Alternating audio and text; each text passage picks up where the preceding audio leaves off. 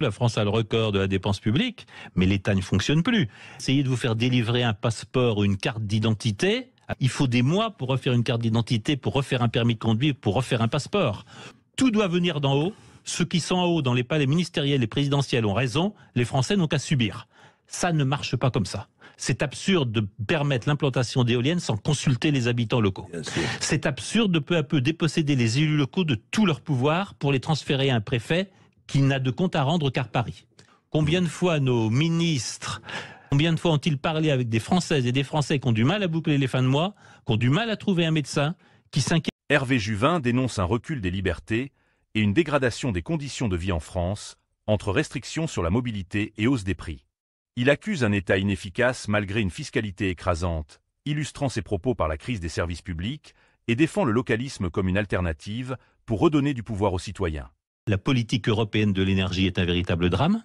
Les sanctions appliquées contre la Russie sont un véritable drame, notamment pour les PME françaises. J'avais encore ce matin au téléphone le président d'une société Bois et Bûches, située dans le 56 Morbihan, j'y suis né, qui me disait que sa facture d'électricité, qui était de 7 000 € mensuels, est passée à 30 000 € mensuels. Deux responsables, la politique totalement inconsidérée de concurrence des opérateurs historiques qui a ruiné EDF au bénéfice de concurrents qui ne sont que des prêtres non financiers. Certes, et puis la politique totalement irresponsable de sanctions contre la Russie, parce que soyons clairs, le grand gagnant aujourd'hui, ce sont les États-Unis. Le grand perdant de la guerre en Ukraine, ça n'est pas encore l'Ukraine, c'est certainement l'Union européenne. L'Allemagne, puissance dont les excédents commerciaux assuraient la stabilité de l'euro et permettaient de financer les déficits des pays du Sud et aussi de la France, l'Allemagne est dans un état catastrophique. Et je ne sais pas dans quel état l'Europe va sortir de cette crise, qu'elle est à peu près seule à financer. Rappelons que nos grands alliés américains nous vendent leur gaz naturel liquéfié en lieu et place du gaz russe, à peu près 4 fois le prix. Et du gaz de schiste que nous n'autorise pas chez nous. Ce qui en termes écologiques est simplement une catastrophe. L'Europe est la grande perdante d'un conflit qui n'aurait jamais dû avoir lieu. L'Europe s'est laissée entraîner dans un conflit qu'elle finance et dans lequel elle prend tous les risques, avec toujours le risque d'une montée vers une troisième guerre mondiale. L'Europe aujourd'hui est en train de s'effacer de la planète des puissances. Alors c'est un peu comique d'entendre notre président évoquer l'autonomie stratégique de l'Europe. Cette page-là, elle a été tournée. On est en train de priver les Français de leur droit à la mobilité. Ces réformes ou ces exigences absurdes en termes d'économie d'énergie, qui font que déjà des millions de Français commencent à savoir que leur maison, ils ne pourraient plus la louer parce qu'ils n'ont pas fait les travaux d'isolation. Une maison, un appartement classé passoire thermique, vous ne pouvez plus les louer et peut-être demain, vous ne pourrez plus les vendre. Oui, c'est vécu par des millions de Français comme une menace d'expropriation. La France a le record de la dépense publique, mais l'État ne fonctionne plus. La France, par exemple, essayait de vous faire délivrer un passeport ou une carte d'identité. Alors Emmanuel Macron a haussé le ton en disant à ses ministres, il faut que tout ça soit résolu. Enfin, la France est dans un état, dans ce cas, proche des pays sous-développés. Il faut des mois pour refaire une carte d'identité, pour refaire un permis de conduire, pour refaire un passeport. Je ne parlerai pas de l'état de notre système hospitalier. Dans la République d'Emmanuel Macron, tout vient d'en haut. Il y a des comités d'experts, il y a des groupes de citoyens, on ne sait choisir comment trop. Il n'y a plus de corps intermédiaires.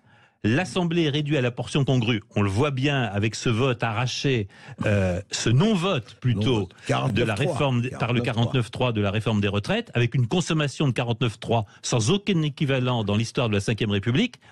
Top-down, tout doit venir d'en haut. Ceux qui sont en haut dans les palais ministériels et présidentiels ont raison. Les Français n'ont qu'à subir. Ça ne marche pas comme ça.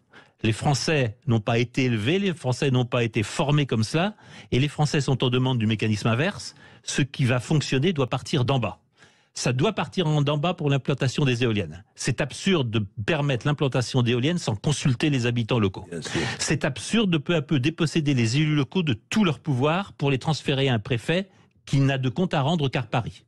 C'est extrêmement grave de toucher à la liberté d'association, c'est ça qui fait la vie locale. En fait, retrouver l'intérêt commun, le bien commun. Redonner le pouvoir aux gens qui, sur le territoire, savent de quoi ils ont envie et s'en occuperont mieux que ceux qui ne le connaissent pas. Combien de fois nos ministres, de ceux que vous avez désignés tout à l'heure, combien de fois sont-ils allés récemment en région, dans ce qu'on appelait les provinces? Combien de fois ont-ils parlé avec des Françaises et des Français qui ont du mal à boucler les fins de mois, qui ont du mal à trouver un médecin? Hervé Juvin aborde plusieurs problématiques majeures qui préoccupe une grande partie des Français aujourd'hui. Il dénonce la centralisation du pouvoir sous le gouvernement d'Emmanuel Macron, une tendance qu'il considère comme déconnectée des réalités du terrain. Juvin critique sévèrement les politiques énergétiques qui, selon lui, imposent des contraintes excessives aux citoyens, notamment à travers les travaux d'isolation obligatoires pour les propriétaires de logements classés passoires thermiques. De plus, il pointe du doigt la hausse des prix qui affecte durement les Français, entre l'augmentation des coûts de l'alimentation, des services et les charges supplémentaires qui pèsent sur les petites entreprises et les artisans.